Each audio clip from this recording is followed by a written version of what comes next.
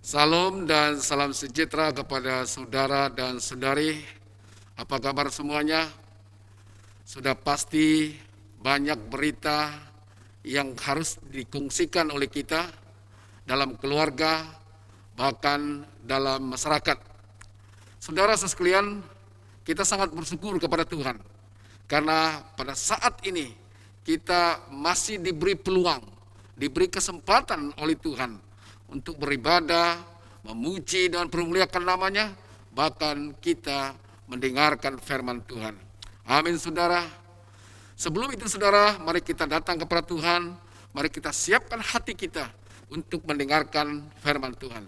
Mari kita berdoa. Bapa kami yang di surga, Allah yang hidup, yang kami kenal di dalam Tuhan kami Yesus Kristus. Pada saat ini Tuhan kami datang kepadamu dan kami menyerahkan setiap pribadi kami. Kiranya kami dipenuhi dengan kemuliaan hadirat-Mu dan kiranya kami dipenuhi dengan firman-Mu ya Tuhan. Biarlah kami dapat mendengar firman-Mu dengan sentuhan dan jamahan firman-Mu, agar kami dikuatkan, diteguhkan dalam kami menjalani hidup kami sehari-hari. Dan biarlah Engkau ditinggikan, biarlah Engkau dimuliakan, dan biarlah Engkau diagungkan dalam setiap kehidupan kami. Berbicaralah Engkau kepada kami ya Tuhan, karena kami sudah siap untuk mendengarkan firman-Mu. Di dalam nama Tuhan Yesus, penyelamat kami yang hidup, kami sudah berdoa dan mengucap syukur. Semua katakan, amin. Saudara dan saudara sekian, setelah kita mendengar pembacaan firman Tuhan, tajuk khotbah pada saat ini yaitu sabar mendatangkan berkat. Bersama dengan saya, sabar mendatangkan berkat. Itu terdapat dalam Yohanes pasal 5 ayat 1 sehingga 9. Firman Tuhan berkata dalam Mazmur 130 ayat 5 mengatakan, Aku menanti-nantikan pertolongan Tuhan dan berharap kepada firman-Nya.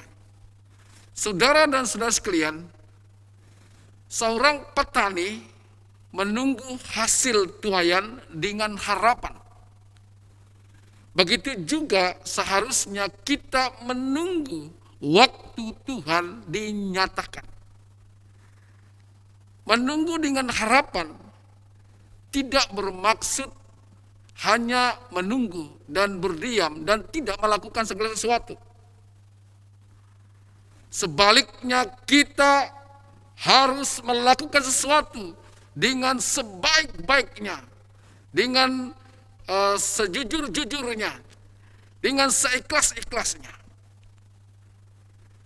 Kadang Tuhan mengizinkan kita menunggu sehingga kita bersedia, sehingga kita siap menerima berkat Tuhan yang sangat besar. Pada waktu Tuhan Yesus masuk ke Yerusalem, di Yerusalem dekat pintu domba ada sebuah kolam yang dalam bahasa Ibrani dinamakan Bethesda. Itu terdapat dalam Yohanes pasal 5 ayat 2. Dalam bahasa Ibrani atau bahasa Aram, nama Bethesda bermaksud rumah kemurahan atau rumah anugerah. Dan maksud yang lain yaitu malu atau dipermalukan. Saudara dan saudara sekalian, di tepi kolam Bethesda ada seorang di antara ramai orang menunggu 38 tahun untuk disembuhkan dari sakitnya. Dia menderita sakit lumpuh selama 38 tahun. Selama 38 tahun, ada 3 perkara yang penting menyebabkan pada akhirnya dia mendapat kesembuhan. Yang pertama, bersabar menanggung beban hidup. Yohanes pasal 5 ayat 5 mengatakan, di situ terdapat seorang lelaki yang sudah sakit selama 38 tahun. Saudara dan saudara sekalian, orang ini sakit lumpuh 38 tahun. Kelumpuhannya menimbulkan penderitaan yang membebankan hidupnya. Dia tidak dapat melakukan sesuatu pekerjaan. Dia tidak dapat melakukan sesuatu dengan sendirinya. Dia memerlukan bantuan. Dia memerlukan pertolongan daripada orang lain.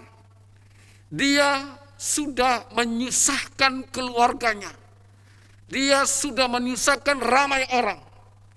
Mungkin itulah sebabnya keluarganya menghantar orang lumpuh ini di tepi kolam Bethesda. Mereka dengan maksud kiranya dia berpeluang disembuhkan di kolam Bethesda. Itu tidak akan menyusahkan keluarganya. Kalau tidak disembuhkan, biarlah dia mengakhiri hidupnya di tepi kolam Bethesda. Yohanes pasal 5 ayat 3 hingga 4 mengatakan, banyak orang sakit terbaring di serambi-serambi itu, yang buta, yang timpang, dan yang lumpuh. Mereka semua menunggu air di kolam itu berkocak. Karena ada kalanya malaikat Tuhan turun ke dalam kolam itu dan mengocakkan airnya. Lalu orang sakit yang pertama masuk ke dalam kolam itu, semasa air berkocak, akan sembuh daripada penyakit apapun yang dihadapinya. Atau apapun yang menyerang orang itu, dia akan disembuhkan. Saudara dan saudara sekalian, dapatkah kita bayangkan hidup seorang lumpuh ini? Dia terpisah dari keluarganya. Dia pasti merasa tertolak. Dia pasti merasa tidak dipedulikan, tidak disayang oleh keluarganya. Sebab karena penyakitnya, karena kelumpuhannya. Dia sendiri merasa kesepian. Dia keseorangan di tengah-tengah ramai orang. Dan di sekeliling dia semuanya adalah orang sakit. Jadi saudara sekalian, orang lumpuh ini merasa sepi, kesendirian. Orang lumpuh ini menjadi miskin.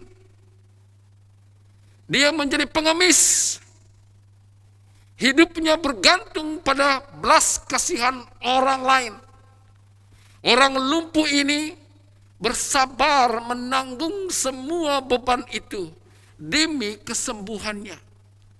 Dia mempunyai keyakinan bahwa suatu hari nanti dia akan disembuhkan. Harapannya itu membuat orang lumpuh ini bersabar menanggung penderitaannya selama 38 tahun. Saudara sekalian, kita sangat memerlukan kesabaran. Mengapa? Sebab kesabaran adalah teladan yang diberikan oleh Tuhan Yesus. Yesus mengalirkan kehidupan kesabaran yang sempurna, yang teruji melalui penolakan serta kekerasan yang dia alami semasa dia masih di dalam dunia. Belajar bersabar bermaksud belajar untuk menjadi seperti Yesus. Bersabar adalah kita belajar untuk mengerti dan mengalami saat yang ditentukan oleh Tuhan. Saudara dan saudari sekalian, termasuklah ketika kita mengalami penderitaan. Kesabaran bermaksud menaklukkan diri kita pada kehendak Tuhan. tidak mencari jalan sendiri, melainkan memohon tuntunan dan kekuatan daripada Tuhan kita Yesus Kristus. Orang yang mengalami Kurios atau waktunya Allah akan mendapat berkat yang lebih besar. Selain mengerti dan mengalami saat yang ditetapkan Tuhan atau yang ditetapkan oleh Allah, kesabaran juga membuka pengalaman yang lebih dalam kemahakuasaan Allah, kasih pemeliharaan, dan serta kebaikannya. Kita akan mendapat bahwa Tuhan selalu mencukup apa yang kita perlukan. Tuhan selalu mencukupkan segala apa yang kita inginkan.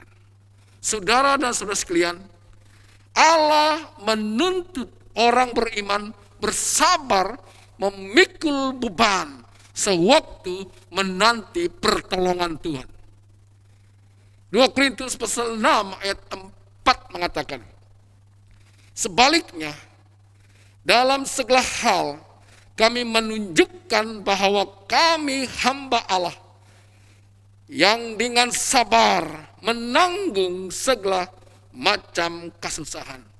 Rasul Paulus menasihatkan kepada semua orang percaya supaya dapat menanggung segala kesusahan, segala kesukaran, segala kesulitan dengan sabar.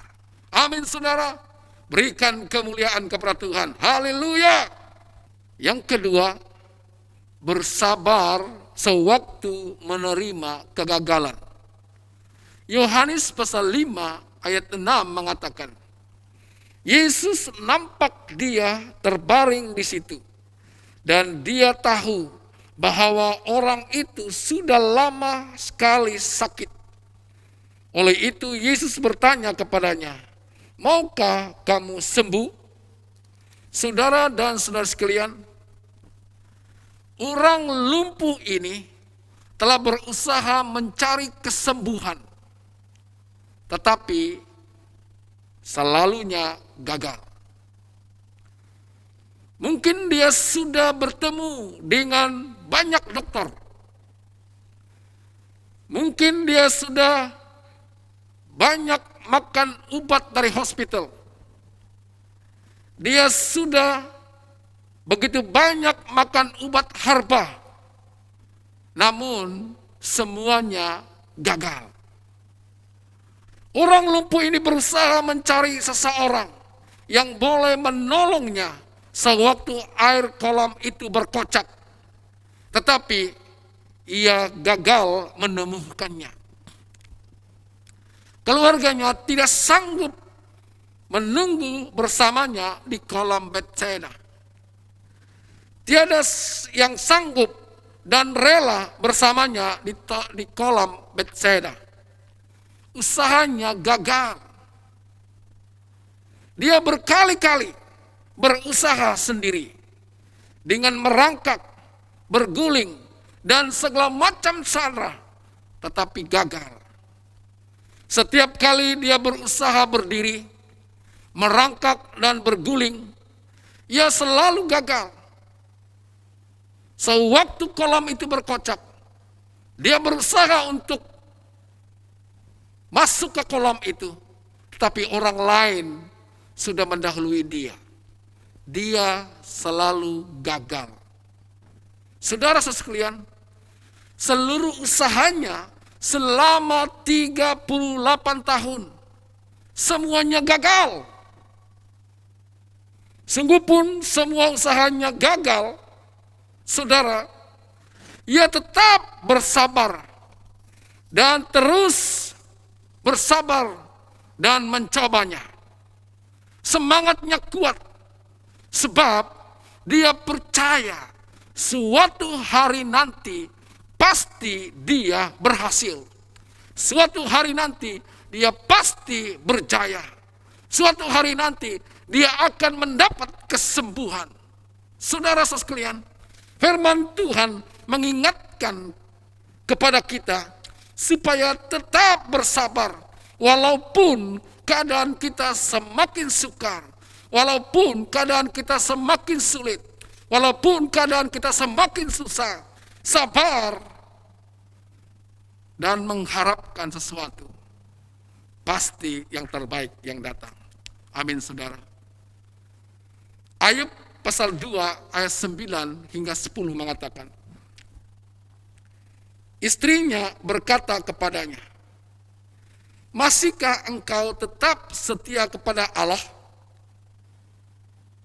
Kutuklah Allah dan matilah. Ayub menjawab, engkau bercakap seperti orang bodoh. Apabila Allah memberikan yang baik, kita menerimanya. Kita juga patut menerima yang tidak baik. Walaupun Ayub menderita, dia tidak mengucapkan kata-kata yang menantang Allah. Saudara dan saudara sekalian, keadaan Ayub dengan kehilangan anak-anaknya, dengan kehilangan harta bendanya, dengan kehilangan rumahnya, dengan kehilangan ternaknya, dia tetap memuji Tuhan. Dia tetap percaya kepada Tuhan. Walaupun itu pedih untuk dihadapi. Walaupun Ayub mempunyai sakit penyakit dalam tubuhnya yang tidak tersembuh, tetapi dia tetap mengakui bahwa Allah melakukan segala sesuatu ada tujuannya, ada maksudnya. Dia akan mendatangkan berkat yang besar kepadanya. Amin, saudara. 2 Korintus pasal 4 ayat 16 mengatakan, itulah sebabnya kami tidak tawar hati, meskipun tubuh kami menjadi reput, tetapi batin kami dibaharui setiap hari. Inilah keyakinan Rasul Paulus. Sungguh pun tubuhnya berkecai, sungguh pun tubuhnya reput, tetapi dia tahu bahwa batinnya dibaharui setiap hari dibaharui oleh Tuhan. Sungguh pun mengalami penderitaan-penderitaan sehingga tubuhnya tercerai-berai pun dalam penderitaan. Tapi Paulus mengatakan dia tetap dibaharui Tuhan hari demi hari. Kenapa, saudara-saudara sekalian? Karena dia tahu Tuhan tidak pernah menjanjikan sesuatu yang mencilakakan, sesuatu yang menghambat, sesuatu yang menyisakan. Tapi dia telah menjanjikan sesuatu yang baik dan indah bagi setiap orang. Amin, saudara. Haleluya. Puji Tuhan. Yang ketiga, bersabar menunggu. Bersabar menunggu dan menunggu. Seperti berjalan di lorong waktu yang gelap mengharapkan cahaya. Orang lumpuh ini tidak tahu berapa lama ia harus menunggu. Tidak ada kepastian bila dia akan disembuhkan. Sewaktu-waktu malaikat Tuhan turun menggocakkan air kolam itu. Dan orang yang sakit pertama masuk ke dalam kolam itu akan disembuh apapun penyakitnya. Tetapi selama 38 tahun, orang lumpuh ini dengan usaha dan usaha, tetapi semuanya gagal. Karena orang lain lebih cepat masuk ke kolam itu berbanding dengan dia. Saudara sekian, sungguh pun demikian. Orang lumpuh ini tetap bersabar menunggu waktu. Walaupun tidak ada jaminan apakah orang lumpuh ini akan disembuhkan. Segala usahanya selama 38 tahun, semuanya gagal. Semuanya mengecewakan. Semuanya membuat dia tidak dapat memastikan apakah akhir hidupnya. Saudara sekalian, apakah pada akhirnya dia mendapat kesempatan untuk disembuhkan. Bagi saya kurang pasti, tidak tahu. Di sana ada banyak orang sakit. Sungguh pun semuanya serba tidak pasti. Orang lumpuh ini tetap bersabar menunggu sehingga akhirnya Yesus datang dan membangunkan dia. Saudara dan saudara sekalian, dalam Yohanes pasal 5 ayat 8 sehingga 9. Yesus berkata kepadanya, "Bangunlah, angkatlah tilammu, angkatlah tikarmu, dan berjalanlah." Pada saat itu juga orang itu sembuh. Dia mengangkat tikarnya lalu berjalan. Amin. Haleluya. Orang lumpuh ini disembuhkan. Penderitaan 38 tahun berakhir dengan kesembuhan. Kegagalan 38 tahun ditamatkan. Kini dia tidak lumpuh. Kini dia tidak menyusahkan keluarganya. Dia tidak menyusahkan orang lain. Kini dia tidak menjadi pengemis. Dia sudah disembuhkan. Dia sudah bebas. Amin. Haleluya. Berikan kemuliaan kepada Tuhan. Orang lumpuh ini sudah disembuhkan. Saudara dan saudara sekalian, orang-orang yang mengharapkan berkat Tuhan harus bersabar menunggu. Ukurannya bukan berapa lama Anda menunggu, tetapi berapa lama Anda bersabar menunggu. Amin, saudara. Ibrani pasal 6 ayat 15 mengatakan, Abraham bersabar. Oleh itu dia menerima apa yang dijanjikan oleh Tuhan Allah. Ketika Yesus melihat seluruh aspek kesabaran orang lumpuh ini, ia membangunkannya. Mukjizat terjadi dengan orang lumpuh ini. Dia disembuhkan dan dia berjalan. Saudara sekalian, segala janji Allah akan dinikmati oleh orang yang bersabar, orang yang bersabar menunggu, orang yang bersabar menanti. Dia akan menerima berkat yang besar daripada Tuhan. Seperti Abraham, apa yang dijanjikan oleh Tuhan, dia terima karena dia seorang yang sabar menunggu. Saudara sekalian, Yesus melakukan mukjizat disebabkan ia mengetahui kesabaran orang lumpuh ini. Dia sabar menunggu, dia sabar menanggung beban hidupnya. Dia sabar menerima kegagalan setiap kali dia berusaha.